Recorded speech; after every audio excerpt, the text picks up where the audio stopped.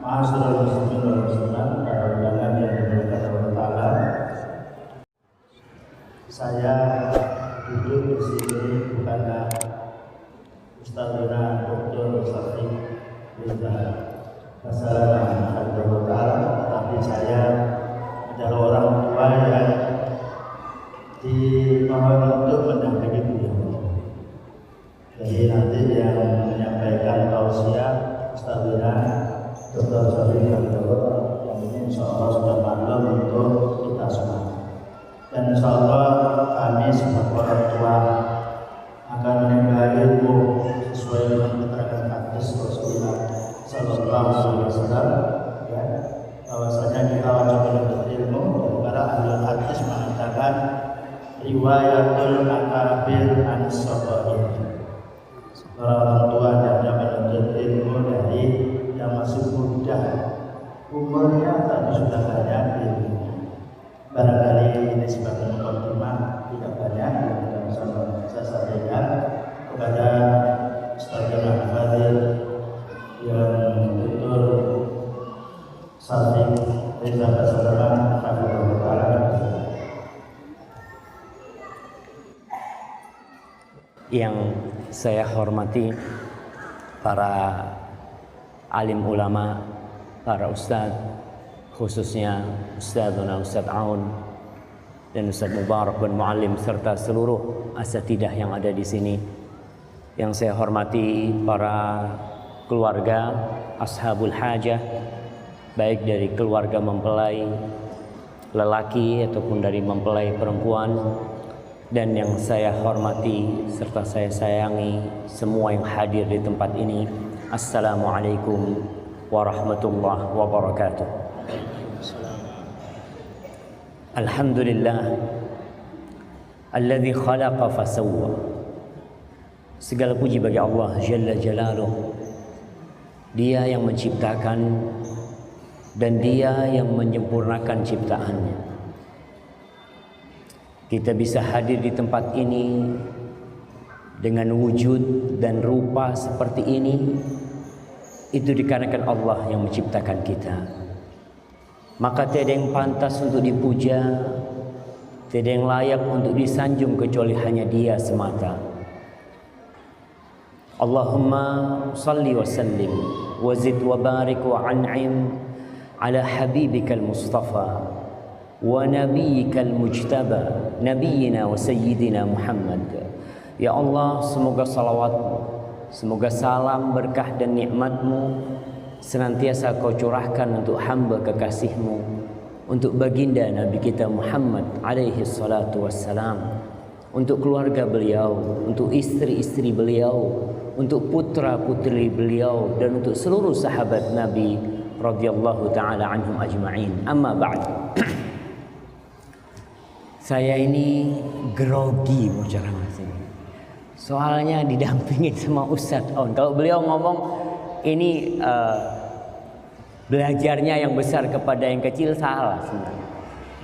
Ini perhatian yang besar kepada yang kecil supaya nggak salah. Jadi kita kalau ngomong ada beliau kan enak, kalau salah, nah salah gitu kan. Harapannya saya seperti itu, dengan adanya ustadz-ustadz di sini, mudah-mudahan bisa meluruskan saya ngomong. Terus terang saya sampai hilang semua apa yang mau disampaikan.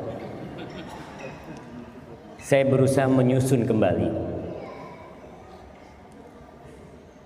Tapi sebelumnya anak izin minum dulu Ustaz. Ya Allah Ustaz.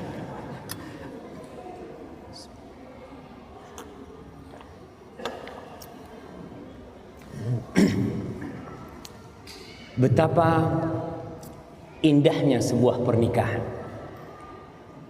Kita bisa bayangin indahnya pernikahan itu bisa mengumpulkan orang-orang Maros ke Gresik. Yang jauh Allah dekatkan. Dan betapa buruknya perceraian itu. Kita waktu nikah semua diundang. Tapi ketika perceraian tidak ada yang diundang. Pemberitahuan pun tidak ada. Di situ kita mengetahui bahwa kenapa kita mengumumkan sebuah pernikahan. Kita undang orang-orang untuk datang. untuk bersama-sama mendoakan. Karena harapan dari pernikahan adalah sangat besar sekali. Harapan dari pernikahan bagaimana negeri ini bisa menjadi negeri yang makmur dan sentosa. Itu awalnya dari pernikahan. Kita bisa bayangin Indonesia yang besar ini berasal dari provinsi-provinsi. Provinsi itu berasal dari kota-kota dan kabupaten-kabupaten. Kabupaten itu berasal dari kecamatan-kecamatan, kemudian nanti ke kelurahan, desa, RW, RT, dan akan sampai ke rumah kita. Jadi negeri ini pada hakikatnya berasal dari butiran-butiran keluarga, butiran-butiran orang yang menjalin tali pernikahan. Allah Subhanahu wa ta'ala tatkala berbincang tentang pernikahan, Allah berbincang tentang kebesarannya. Allah mengatakan Jalla Jalaluhu, wa min ayatihi an khalaqa lakum min anfusikum azwaja. Di antara tanda-tanda kebesaran Allah, dan semua tanda-tanda itu besar, Allah ciptakan dari diri kalian pasangan kalian sendiri. Kenapa? Untuk apa seorang menikah? Litaskunu ilaiha, agar dia mendapatkan sakinah, mendapatkan ketentraman, mendapatkan kedamaian. Sebagian orang memiliki rumah yang mewah, memiliki mobil yang jangan ditanya berapa jumlahnya, tapi dia nggak bahagia, nggak tenang hidupnya. Allah jadikan ketenangan itu di istri, di keluarga kita. Litaskunu ilaiha, sakinah. Masalah cinta urusan Allah Jalla Jalaluhu. Yang penting kita jalanin syariatnya. Kita ikutin, cari istri yang soleha, cari istri yang baik agamanya, yang penyayang, yang subur. Begitu pula pihak dari keluarga perempuan mencari menantu yang soleh, yang akhlaknya baik. Cinta nanti. Karena terus terang, kadangkala ada orang menjalin cinta dan kasih sayang sebelum pernikahan, maka akan berakhir dengan murka Allah Jalla Jalaluhu kepada mereka. Menjalin cinta dan kasih sayang sebelum diizinkan oleh Allah Jalla Jalaluhu. Kemarin waktu saya ke Purworejo, subhanallah, itu yang punya rumah cerita. Dia cerita, Ustaz, saya punya keponakan menikah, dia tuh pacaran kalau nggak salah 5 tahun. Menikah 5 hari cerai. 5 hari. Ustaz, besannya belum pulang. Kita nih masih ada di rumah situ, Ustaz. Belum pulang, cerai, Ustaz. Kok bisa seperti itu? Karena itu cinta yang tidak diridhai Allah Subhanahu wa taala. Setelah pernikahan baru jadi halal tuh istri kita. Suami kita jadi halal, pegang tangannya halal, berduaan sama dia, mau naik motor bareng, mau kemana berduaan halal, dan Allah ridhoi. Maka Allah katakan wa ja'ala bainakum mawaddatan wa rahmah. Dia sang pencipta, Rabbus samawati wal ard. Dia yang menjadikan cinta dan kasih sayang antara kalian. Inna fi dzalika laayatin liqaumin yatafakkarun. Di situ ada tanda-tanda kebesaran Allah, tidak untuk semua manusia. Untuk orang yang mau menggunakan pikirannya, yang mau menggunakan hatinya untuk merenungkan kejadian itu, subhanallah. Ma'asyiral ikhwah rahimakumullah, khususnya mempelai lelaki Novaldi. Iya, Masya Allah, barakallahu laka wa baraka alaika wa jama'a bainakuma fi khair. Dan mempelai wanita yang bernama Dewi Siti siapa? Lestari, Masya Allah. Mudah-mudahan keduanya ini mendapatkan rahmat dari Allah Subhanahu wa ta'ala. Nasihat ini bukan hanya untuk keduanya, tapi untuk yang menyampaikan dan untuk semua yang sudah menikah. Karena banyak dari rumah tangga yang sudah kosong dari cinta dan kasih sayang. Banyak rumah tangga yang sudah sampai ke titik pertahanan terakhir. Banyak suami istri ini udah mau pisah, cuma gara-gara anak nggak bisa. Dia mengatakan, ya Allah Ustaz, kalau bukan anak udah anak tinggalin tuh istri anak. Si istri pun sama bilang, kalau bukan karena anak udah anak jauhin tuh suami kayak gitu. Itu banyak terjadi. Terus apa artinya rumah tangga yang seperti itu? Tatkala kita tidur satu rumah, kita berada di bawah satu atap, tapi yang ada hati yang saling bermusuhan. Berarti ada yang salah di dalam pernikahan kita. Ada yang kurang tepat ketika kita menjalani kehidupan rumah tangga. Untuk para suami ingat, istri kita itu bukan bidadari. Kadangkala ketika kita mau menikah dengan seorang wanita, bayangan kita nih semua yang indah-indah dari pernikahan. Tapi tatkala menikah, ternyata dia ketahui istrinya nggak bisa masak, istrinya kurang bisa bersolek, istrinya kurang bisa merapikan rumah, istrinya kurang bisa ngurusin anak. Dia akan mendapati kekurangan-kekurangan istrinya. Tapi apa kata Allah Jalla Jalaluhu kepada para lelaki ini, yang dia senantiasa mengaku lebih baik daripada wanita? Iya, Allah Jalla Jalaluhu mengatakan kepada kita semuanya, wa'ashiruhunna bil ma'ruf. Pergauli istri-istri kalian dengan cara yang ma'ruf, dengan cara yang patut, dengan cara yang baik, dengan cara yang sesuai. Fa in karihtumuhun, kalau kau benci sama istrimu, subhanallah, Allah berbicara bagaimana kalau kita benci sama istri kita. Kalau cinta aman, ini bicara tentang benci. Apakah kita disuruh menceraikan istri-istri kita? Fa in karihtumuhun, enggak. Allah mengajarkan kepada kita untuk memandang lebih jauh ke depan.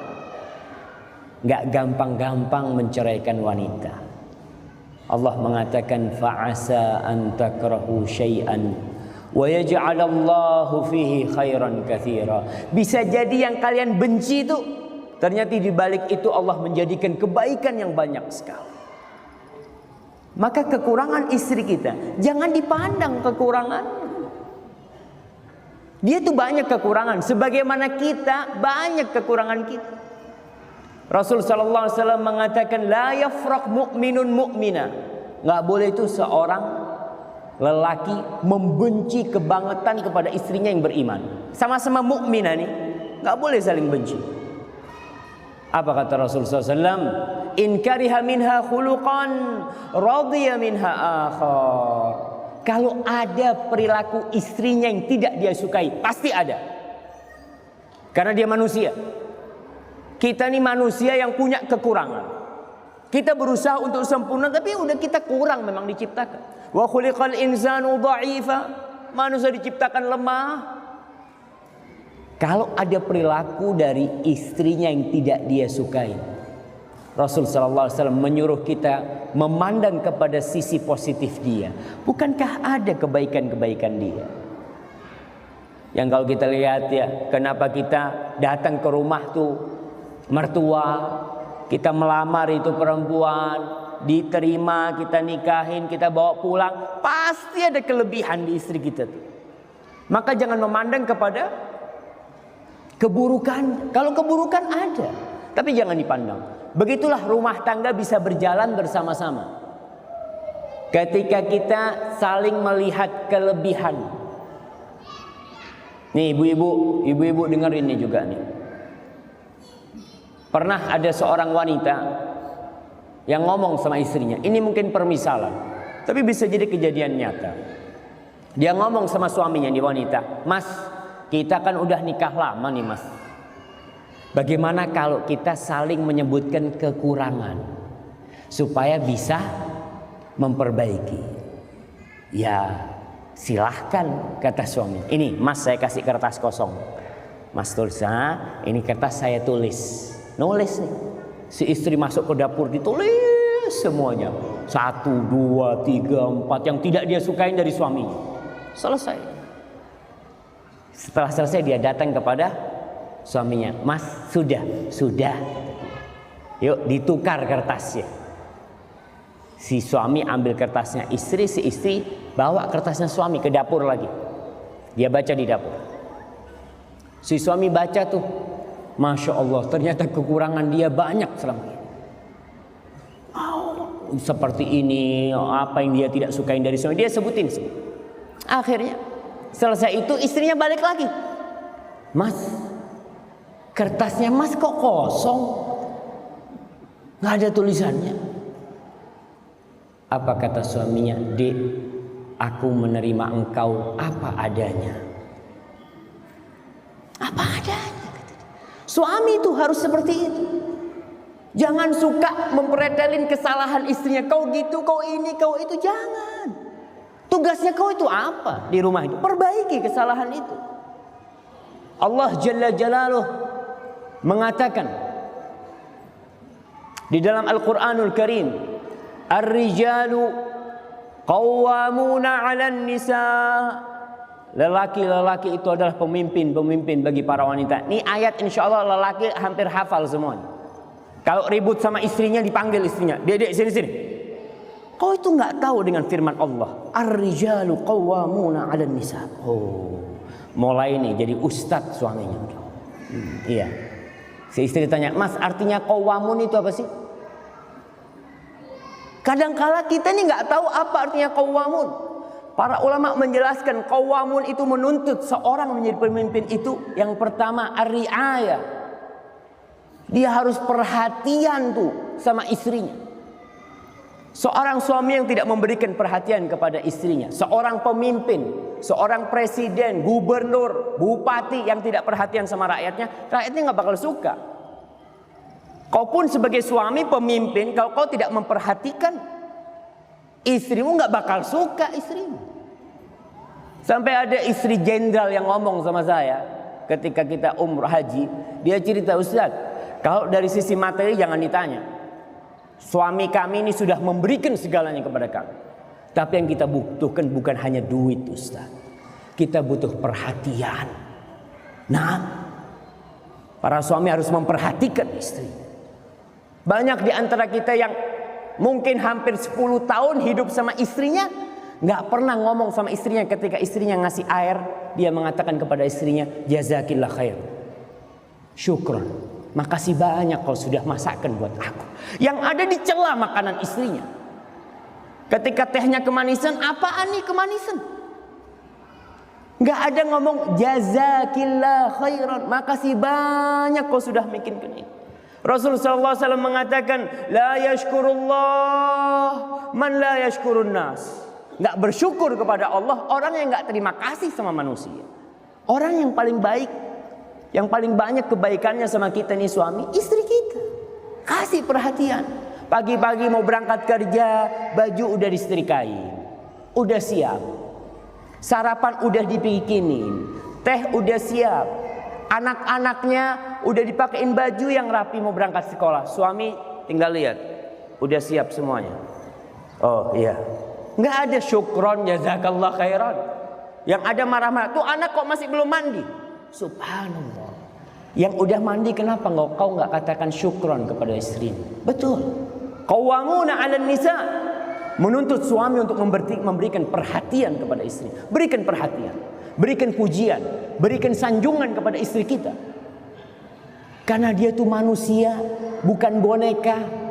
Dia memiliki hati dan jiwa yang kita harus puaskan jiwa dan hati dia dengan kata-kata yang indah. Kemudian yang kedua, al-himayah. Pemimpin dituntut untuk melindungi istrinya. Melindungi dari apa? Yang pertama, melindungi dari diri dia sendiri. Melindungi dari tangan dia. Gak gampang-gampang dia mukul istrinya. Tuh istrimu tuh, kalau dikasih amanat sama orang tua hanya dengan mengatakan gabil tuh nikah atau tazwijah bil mahril madhkur, kau harus lindungin dia. Nah, tanggung jawab seorang suami itu berat di dunia dan di akhirat. Dan perlindungan yang paling agung, yang paling mulia yang harus diberikan oleh suami kepada istrinya adalah melindungi istrinya dari api neraka. Bukan dari lapar, bukan dari perampok, bukan dari panas, bukan dari dingin, tapi dari api neraka. Yang kebanyakan suami lupa dari perlindungan yang seharusnya dia berikan. Bahkan istrinya diantarkan ke dalam neraka sama suami, dibawa menuju neraka sama suami. Allah Jalla Jalla mengatakan, ya ayyuhalladzina amanu, wahai orang-orang yang beriman. Hanya yang beriman yang dipanggil. Apa kata Allah? Qu anfusakum wa ahlikum nara. Kalian jaga diri kalian dan istri-istri kalian, keluarga kalian dari api neraka, bukan dari lapar. Banyak suami keluar negeri hanya ingin membuatkan rumah buat istrinya, cinta. Keluar negeri hanya ingin memberikan mobil buat istrinya. Tapi jarang suaminya yang keluar negeri demi menyelamatkan istrinya dari api neraka. Maka kita harus melindungi istri. Itu pemimpin, qawamun. Yang ketiga, al-islah, menuntut suami untuk memperbaiki rakyatnya. Ya namanya pemimpin. Kau dijadikan pemimpin tuh karena dilihat kau memiliki kelebihan, kau bisa memperbaiki, kau bisa meluruskan. Yang bengkok kau luruskan. Tapi istri kita bengkok. Wanita tuh diciptakan dari tulang rusuk yang bengkok. Ibu-ibu jangan marah, karena memang seperti itu realitanya. Bahkan kalau seorang suami cari istri yang lurus sampai mati nggak akan dapat, nggak bakal dapat. Dia akan tetap mati membujang. Kalau ingin istri yang lurus, istri semua bengkok. Berdasarkan firman Allah Subhanahu wa taala, ya ayuhan nasu taqu rabbakumul ladzi khalaqakum min nafsin wahidah wa khalaqa minha zawjaha. Tuh, Hawa diciptakan dari siapa? Diciptakan dari Adam. Dan Rasul sallallahu alaihi wasallam mengatakan khuliqatil mar'a min dhila. Perempuan itu diciptakan dari tulang rusuk. Tulang rusuknya Adam alaihissalam bengkok. Bagaimana cara memperbaikinya? Kata Rasul sallallahu alaihi wasallam, "Idza dhahabta tuqimuha kasartaha." Kalau kau mau luruskan tuh yang bengkok, patah. Kalau kau biarkan, dia akan tetap bengkok. Terus gimana? Fastamti wa fihinna al-iwaj. Ya sudah, kau tetap bersenang-senang dengan istrimu, tapi kau harus tahu, dia tuh ada bengkoknya. Jadi kalau kadang-kala perempuan tuh gampang marah, gampang sakit hati, perempuan itu pencemburu, perempuan itu suka sama perhiasan, itulah wanita. Jadi seorang suami harus sadar, dia perbaiki kesalahan-kesalahan istrinya dengan cara bersabar menghadapinya. Kenapa lelaki dijadikan pemimpin? Allah Subhanahu wa taala mengatakan bima faddalallahu ba'dahum ala ba'din wa bima anfaqu min amwalihim. Karena dua, kita nih lelaki nih dijadikan pemimpin karena dua hal. Karena Allah memberikan kelebihan kepada kita. Kita bisa memimpin. Hak cerai ada di tangan siapa? Hak cerai di tangan siapa jemaah? Tangan suami, tangan lelaki. Allah berikan itu karena Allah tahu dengan ciptaan lelaki. Kalau diberikan kepada perempuan hak cerai itu, insya Allah nggak ada yang punya istri. Itu perempuan sedikit sakit hati, umpamanya dia punya hak cerai, biasanya dia kan kalau sakit hati sama suaminya nangis gitu kan. Ketika istri punya hak cerai, hak menceraikan ya, perempuan bisa gugat cerai. Ya, tapi hak menceraikan itu ada di tangan suami. Kalau istri bisa, dia sakit hati sama suaminya, "Mas, sudah Mas kau pulang ke rumah orang tuamu. Mas. Aku sudah menceraikan engkau." Masya Allah. Sedikit sakit hati menceraikan. Suami berpikir panjang, nggak gampang-gampang dia menceraikan. Itu suami yang beneran. Allah kasih kelebihan kepada lelaki itu. Wa bima anfaqu min amwalihim. Dan Allah kasih hak memimpin kepada suami karena suami punya kewajiban memberikan nafkah. Ibu-ibu dengerin. Ibu-ibu itu tidak punya kewajiban 1% pun untuk cari nafkah. Nggak punya. Wah Ustaz, ini termasuk Diskriminasi kata dia. Masa perempuan nggak boleh kerja? Bukan nggak boleh kerja. Kita katakan kewajiban memberikan nafkah di dalam Islam itu 100% kewajiban suami. Mungkin kita berpikir enak banget suami seperti itu. Enggak, yang enak ibu-ibu. Yang enak itu ibu-ibu sebenarnya. Tapi sebagian wanita ini udah rusak nih. Udah rusak pemikirannya. Ia terpengaruh dengan budaya barat. Di mana di barat itu? Ana cerita. Ada seorang syekh dari Saudi sana berangkat ke tempat air terjun yang besar tuh, Niagara. Di Amerika sana ada air terjun yang besar. Dia nonton itu. Dia kepingin tahu melihat kebesaran Allah dengan pakaian gamisnya, dengan surban. Ya banyak yang nonton orang-orang barat, perempuan-perempuan, cewek-cewek di sana. Dilihat nih ada yang paling aneh nih pakaiannya. Sama cewek-cewek barat yang pakaiannya mini-mini dipanggil tuh, "You come here." Kata saya, "Hah? Iya." Tanya, "Ente dari mana?" katanya. "Dari Arab sana." "Iya, dari negeri Islam," kata dia. Masya Allah. Apa kata perempuan-perempuan itu? "Kita dengar kalau perempuan-perempuan di sana itu dizolimin. Nggak boleh keluar rumah, nggak boleh kerja," kata dia. Oh, kata syekh ini, "Ente salah informasi." Loh, kok bisa salah informasi? Ente salah dapat informasi. Perempuan-perempuan di tempat kita tuh, mereka adalah ratu-ratu permaisuri kita. Kita ini budaknya mereka. Lelaki di sana itu budaknya perempuan. Kita udah kerja dari pagi sampai sore. Untuk siapa? Untuk dia. Kita dapat duit, kita bangun rumah buat dia. Kita kerja bisa beli mobil buat siapa? Buat dia. Buat anak dia. Kita di situ budaknya para perempuan. Kata dia, benar kata dia. Iya. Apa kata orang barat itu? Kata orang Amerika itu, kalau ada di sini nih, kalau ada di negeri ini lelaki yang seperti itu, aku cium kakinya. Karena di barat itu perempuan disuruh kerja juga untuk membiayai kehidupannya. Seakan-akan hidupnya masing-masing. Si istri mau beli HP, ya kok kerja, cari. Kalau dalam Islam istrinya, "Mas, saya kepingin HP, mas. Mas kan punya duit. Siapa yang membelikan?" Suaminya. Tapi di barat istrinya kepingin mobil, ya kau cari kerja sana, dapat duit, beli mobil. Subhanallah. Tapi ini dipandang oleh sebagian wanita kemunduran, bukan, itu kemuliaan. Di mana-mana wanita itu hanya menjadi objek dan bukan subjek. Dijual kebanyakan wanita. Ketika harus bekerja di depan jalan, di toko, mamanya, "Ustaz, jadi wanita nggak bekerja?" Wanita itu wajib bekerja. Wanita itu ingat, wanita itu wajib bekerja. Saya mau tanya,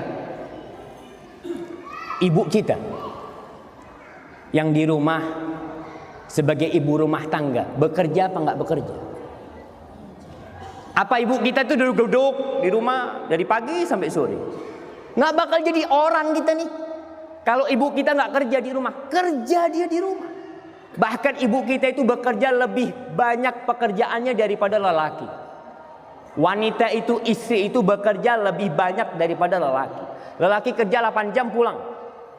Wanita bekerja 24 jam dia bekerja. Kemudian ada orang mengatakan perempuan yang di rumah itu tidak bekerja, haram kau mengatakan itu. Bohong. Ini termasuk pembodohan kepada publik. Ketika kau katakan ibunya presiden-presiden tidak bekerja, yang hanya menjadi ibu rumah tangga, kau katakan tidak bekerja, itu satu pembodohan kepada publik. Mereka bekerja dari pagi sampai pagi lagi. Mereka tidak pernah libur. 24 jam kali 30 hari sebulan. Kali 20 tahun sampai anaknya dewasa, dia bekerja terus. Bahkan ketika anaknya keluar rumahnya, ibu tidak pernah berhenti bekerja. Dia tetap bekerja. Tapi kadangkala kita berpikir bekerja itu harus yang mendatangkan uang. Kalau kita berpikir bekerja itu hanya yang mendatangkan uang, akan muncul di depan nanti generasi-generasi yang jadi begal, generasi-generasi yang jadi perampok, generasi-generasi yang tidak pernah mendapatkan kasih sayang ibundanya, yang dia hidup besar di jalanan, mana ibunya nggak ada, bapaknya nggak ada. Siapa yang ngurus anaknya? Ya nggak tahu, dia di rumah dia. Subhanallah. Jadi yang mengatakan wanita tidak bekerja, dia pembohong besar. Wanita bekerja di rumah. Kita lihat istri kita, dia yang membuatkan bagi anak-anak kita susu. Dia yang ngajarin anak kita alif, ba, ta, sa. Ngajarin anak kita berdiri, ngajarin anak kita ngomong. Ketika anak-anak pulang sekolah, istri kita ngajarin dia, masakin buat kita, jagain anak-anak. Apa itu bukan pekerjaan? Kau bilang itu bukan pekerjaan? Ya, itu pekerjaan, nggak dapat duit. Maka dari itu suami nih, ini yang jadi masalah. Banyak suami yang nggak benar ngasih nafkah sama istrinya. Wajib kita ngasih nafkah pada istri kita. Dia di situ ngurusin anak kita, ngurusin rumah kita. Maka kewajiban memberikan nafkah 100% itu kewajiban suami. Ustaz, kalau suaminya nggak mampu gimana? Ya silahkan mau dibantu suaminya umpamanya. Karena ada di antara sahabat Nabi Ibnu Mas'ud. Ibnu Mas'ud ini bukan orang kaya, dia miskin. Istrinya pandai membuat tenunan, anyam-anyaman gitu ya. Istrinya itu kalau dapat dia jual buat makan, nggak apa-apa. Jadi perempuan bekerja selama dalam koridor yang syar'i dan memperhatikan tugas wajib dia sebagai ibu buat anak-anaknya, sebagai istri buat suaminya, maka nggak masalah. Ingat para suami, kita yang wajib mencari nafkah buat istri kita. Ini adalah ajaran Islam, memuliakan Islam. Islam memuliakan para wanita. Kemudian untuk para wanita, ingatlah, setelah ada prosesi akad nikah, seorang anak perempuan yang awalnya berkewajiban mendahulukan orang tuanya di atas semua manusia yang hidup nih, dia harus mendahulukan bapak ibundanya. Maka tatkala dia menikah, yang menjadi orang pertama yang harus dia taati adalah suaminya. Jadi ketika mertua mengatakan kepada Rivaldi, zawajtuka wa ankahtuka maktubatak binti, kemudian Rivaldi mengatakan qabiltu, kita mengatakan qabiltu, itu ada peralihan tugas, peralihan kewenangan, peralihan kewajiban. Dengan kita mengatakan gabiltu, aku terima. Orang mengatakan, Ustaz, enak jadi anak laki. Enak gak enak? Enak gak enak? Karena tanggung jawabnya besar. Jadi anak perempuan, ya enak gak enak juga, semuanya sama kehidupannya. Cuma mertua perempuan, mertua orang anak perempuan ini harus sadar bahwa dia sudah menyerahkan putrinya kepada orang lain. Dia sudah serahkan. Dan perjanjian itu Allah sebut wa akhadna minkum mitsaqan ghalidh.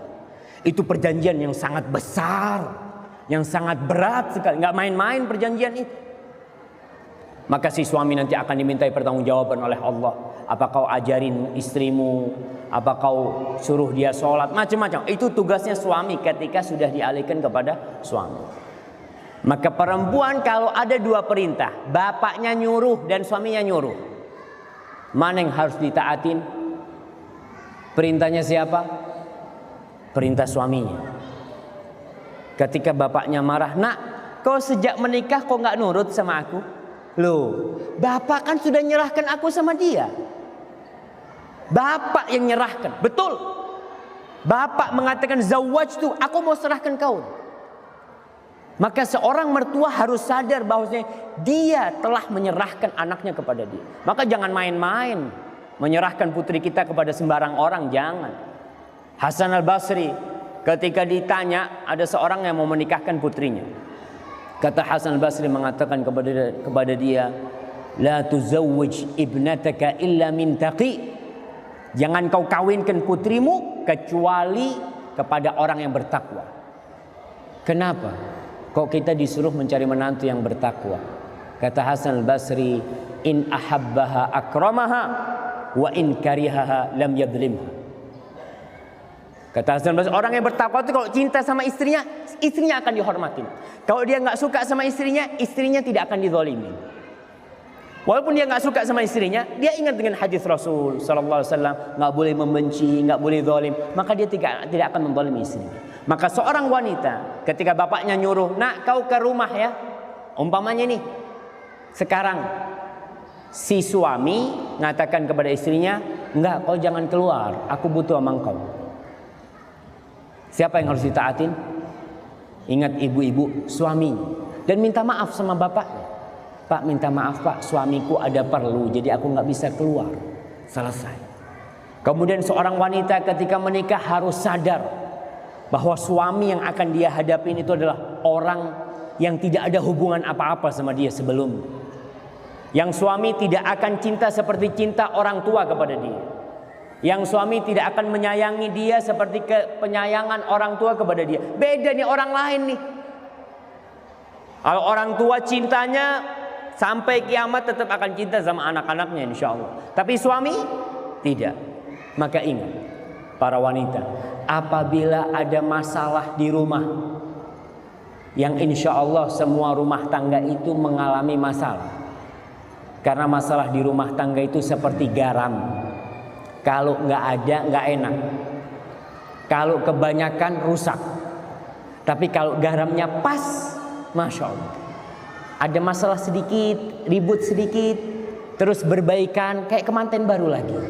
Yang awalnya ribut-ribut, kemudian deket-deketan, masya Allah. Permasalahan pasti ada. Ketika ada permasalahan, ibu-ibu jangan gampang-gampang laporan ke orang tua. Suaminya mungkin ngomong agak kasar, telepon sama bapaknya, Pak, suamiku kayak gini. Si bapaknya marah, mana suamimu? Aku mau ngomong. Salah nih bapaknya juga. Ngomong bapaknya, nak itu suamimu nak, kau jaga, kau perbaiki suamimu. Insya Allah lelaki ini jamaah, walaupun dia gagah perkasa, tapi bisa tunduk sama perempuan. Kalau perempuan itu pinter ngopeni suaminya. Kita lihat singa, singa itu binatang buas. Tapi kok bisa singa itu dipanggil gini? Datang singa aja mah duduk sama kita karena kita bisa ngopeni itu singa. Jadi ibu-ibu kalau punya suami yang kasar, ya diopeni kayak ngopeni singa. Insya Allah suami yang kasar itu bisa diluruskan. Kalau tidak, akan cepat terjadi perceraian. Setiap kali ada masalah, anak telepon sama orang tuanya, orang tua itu nggak tahan. Anaknya dizolimin itu nggak tahan orang tua. Bahkan dia akan ngomong, sudah bapak besok ke sana. Waduh, besok ke sana si suaminya, kau itu aku kasih anak bukan untuk dimarah-marahin ya. Kok aku kasih anak tuh supaya dirawat, disayangin, dicintain. Nggak tahu kalau di situ ada masalah tuh wajar di rumah tangga, itu wajar, lumrah. Aneh kalau rumah tangga nggak ada masalah. Kalau satu rumah tangga nggak ada masalah, antum cepat telepon polisi, mungkin sudah mati keduanya. Karena rumah itu sepi, nggak ada orang keluar apa, ada masalah jemaah. Seorang syekh di Jeddah dia cerita, nih ini pelajaran buat para wanita. Bagaimana dia harus kuat, tabah menghadapi permasalahan rumah tangga.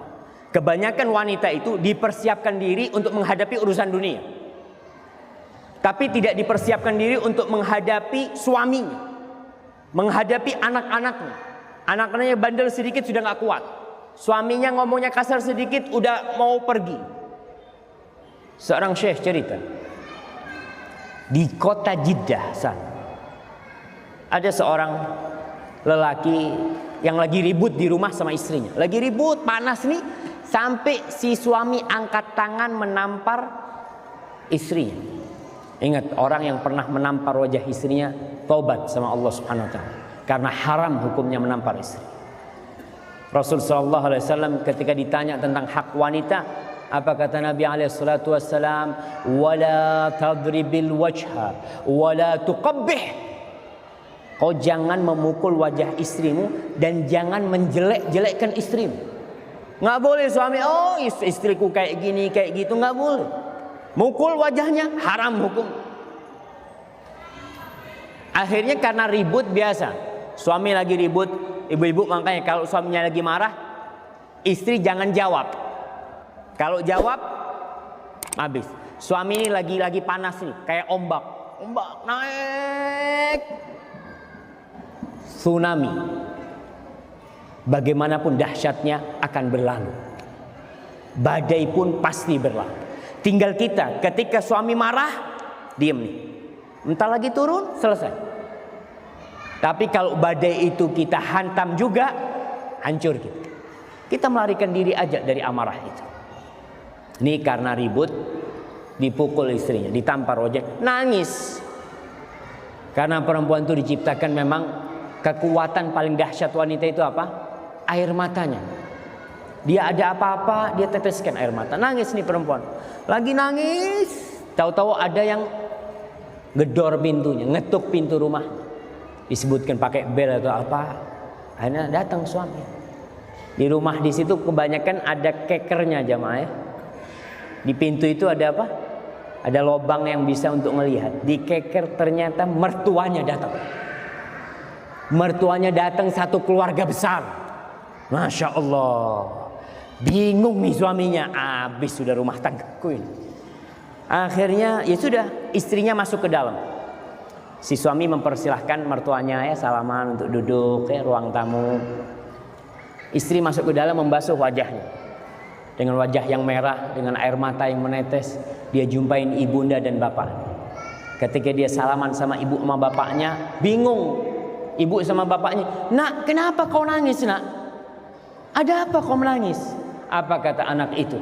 Dia mengatakan, "Ya Ummah, subhanallah, Allah tahu aku ini rindu sama kalian," katanya. Allah kirim Abah sama Ummi ke sini sama keluarga semuanya, kata dia. Masya Allah.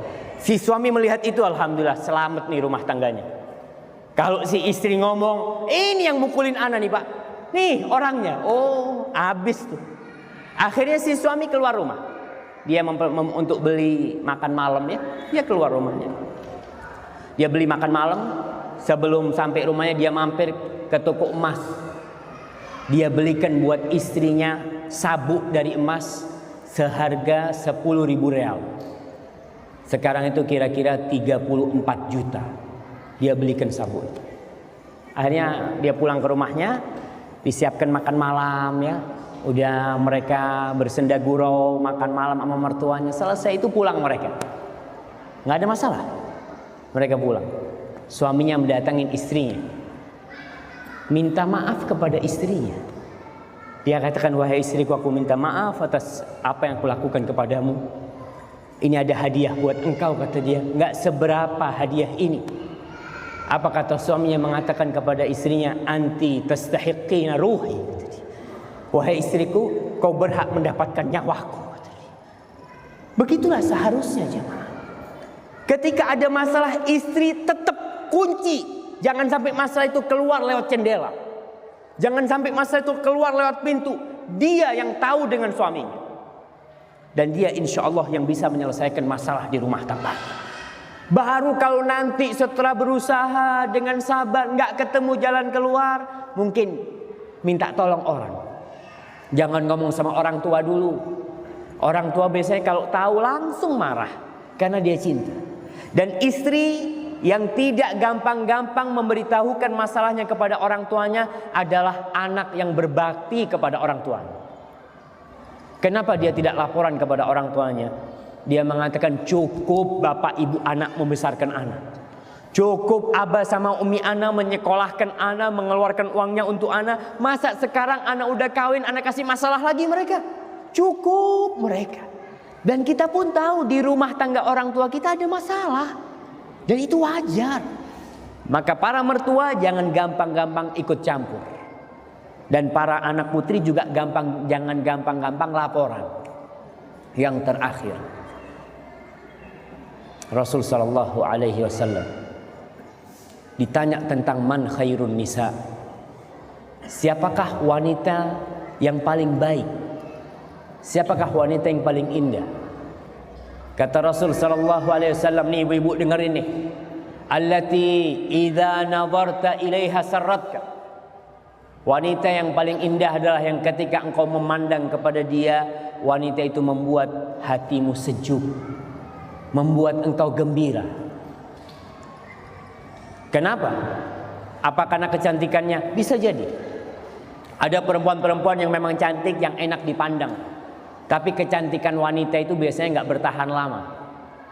Biasanya kalau kita menikah dengan wanita yang cantik, awal-awalnya aja ngelihat itu Masya Allah, ternyata kok cantik banget ya Masya Allah ya. Setelah 1 tahun biasa. Ngelihat istrinya, apalagi istrinya sudah mulai hamil. Kok kayak gini sekarang ya? Udah beda.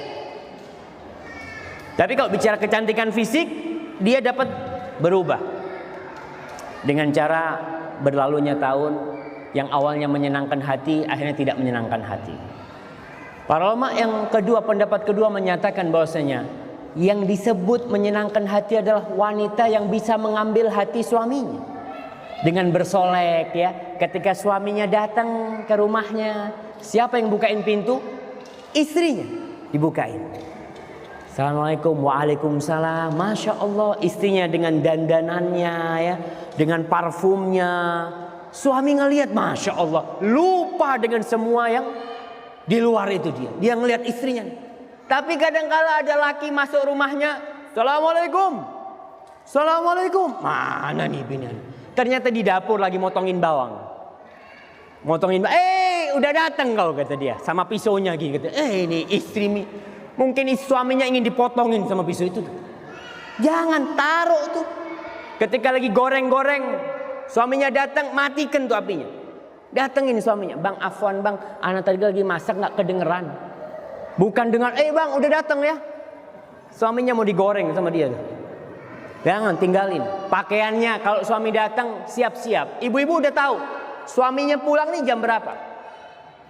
Oh jam sekian, udah jam segitu rumah udah selesai dengan pakaian yang rapi, bukain pintu. Jangan sampai yang membukakan pintu itu pembantu. Jangan sampai. Kadang-kala suami ini di luar ya, lagi ada masalah. Kan kata Rasulullah SAW, kalau lelaki itu melihat sesuatu yang membangkitkan syahwatnya, suruh kemana sama Nabi? Suruh pulang ke rumahnya. Irji ilaiha, kau jumpain istrimu. Yang ada di perempuan itu sama yang ada di istrimu sama. Gimana kalau suami datang ke rumah ya, buka pintu ternyata pembantu yang ada. Ibu kemana? Nggak tahu ibu kemana. Waduh. Itu istri-istri yang berbahaya yang seperti itu. Maka tolong, ketika suami datang, istri sudah di rumah. Kalau ingin rumah tangganya berbahagia, kalau ingin anak-anak kita menjadi orang-orang yang soleh. Kemudian kata Rasul sallallahu alaihi wasallam, wa idza amartaha ata'atka. Kalau disuruh istri itu taat sama suaminya. Jangan bantah sama suami. Suaminya ngomong umpamanya, "Dek, bikinin teh ya." Nggak perlu istri bertanya, "Mas, sunnah apa wajib?" Ente sunnah apa wajib, kata dia. Lakukan sudah. Perintahnya suami itu lakukan kalau mampu. Jadi istri itu wajib taat sama suaminya selama dalam hal-hal yang ma'ruf, yang baik. Selama tidak bertentangan dengan fitrahnya. Kalau seorang suami ngomong, "Dek, itu mobil pecah bannya, tolong diganti ya." Wajib taat? Nggak wajib dia taat. Tuh udah nggak sama fitrah dia. Genteng bocor, suaminya lagi di rumah nih. Oh, dek, netes nih. Kau pinjem tetangga sama tetangga tuh, tolong dibetulin gentengnya. Harus taat? Nggak taat yang seperti itu. Itu bukan fitrahnya dia. Masa istri suruh nganu genteng sama dia? Baik. Tapi ketika suaminya minta sesuatu yang baik, taatin. Wa idza ghibta anha hafizatka fi malika wa farjiha. Kata Rasul sallallahu alaihi wasallam, apabila engkau sedang tidak di rumah, istrimu akan menjaga kehormatan dirinya dan menjaga hartamu, menjaga keluargamu. Nih wanita yang paling baik. Rasul sallallahu alaihi wasallam pernah ditanya oleh para sahabat. Ustaz, ini terakhir Ustaz ya, insyaallah. Ana lihat sudah mulai ngantuk-ngantuk. Rasul SAW pernah ditanya tentang harta yang paling mulia. Kita ini sekarang pagi sampai sore cari harta, malam pun cari harta. Banyak perempuan cari harta, sibuk cari harta. Rasul SAW ditanya tentang afdhalul amwal. Harta yang paling mulia itu apa? Kata Rasul sallallahu alaihi wasallam, yang pertama, qalbun syakir, hati yang bersyukur. Kalau suami istri saling bersyukur, saya bersyukur dapat engkau, kau bersyukur dapat ana, masya Allah. Hati yang mensyukuri ini benar-benar dia mendapatkan harta yang paling mulia. Yang kedua, walisanun dzakir, dan lidah yang berzikir. Yang ketiga, wa zaujatun mu'minatun tu'inuhu ala imanih, wa fi riwayatin tu'inuhu ala amril akhirah. Kata Rasul SAW, yang ketiga ini istri yang beriman, yang membantu suaminya dalam urusan akhirat, yang membantu suaminya untuk beriman, bukan membantu suaminya beli mobil, bukan membantu suaminya bikin rumah, karena semua yang ada di muka bumi ini akan hancur dan sirna. Semuanya. Kita kalau jalan tuh, mau di mana aja, di kota-kota besar di Jakarta, coba bayangin nanti. Suatu saat gedung-gedung ini akan rata dengan tanah. Suatu saat mobil-mobil yang berjejeran itu akan hancur, lebur, menjadi debu. Harta-harta yang ditumpuk, bank-bank yang penuh dengan uang akan hancur dengan tanah. Di situ kita akan tahu bahwa dunia ini tidak ada artinya. Maka carilah istri, ibu-ibu, jadilah istri yang membantu suaminya untuk urusan akhirat. Tapi yang gimana ya, Allah mengingatkan kita, bal tu'thirunal hayatad dunya wal akhiratu khairu wa abqa. Kalian ini lebih mementingkan kehidupan dunia. Padahal yakin mbah kita sudah mati, mbah-mbah kita sudah mati, presiden pertama kita mati, kedua mati, orang-orang kaya semuanya mati. Kita masih belum tergerak untuk mencari akhirat kita. Maka carilah, dan saya nasihatkan kepada semua wanita di sini, khususnya kepada Mbak Dewi, Siti Dewi Lestari, untuk bisa membantu suaminya menegakkan keimanan di rumah tangganya, menciptakan anak-anak generasi Islam yang dapat membangkitkan kelaknya kesejahteraan umat manusia sebagaimana yang diinginkan oleh Allah dan Rasulnya, dengan cara membantu suaminya untuk urusan akhirat. Dan semua wanita yang ada di sini, hadza wallahu a'lam bissawab. Apabila benar yang saya sampaikan itu dari Allah Subhanahu wa taala, kalau ada yang salah dan kurang berkenan itu dari diri saya sendiri. Dan saya berterima kasih banyak kepada semua yang hadir di sini, khususnya sahibul hajah Bapak Nasri dan besan semuanya, dan kepada ustaz-ustaz yang ada di sini. Wassallallahu ala nabiyyina Muhammadin wa ala alihi wa sahbihi wasallam. Jazakumullah.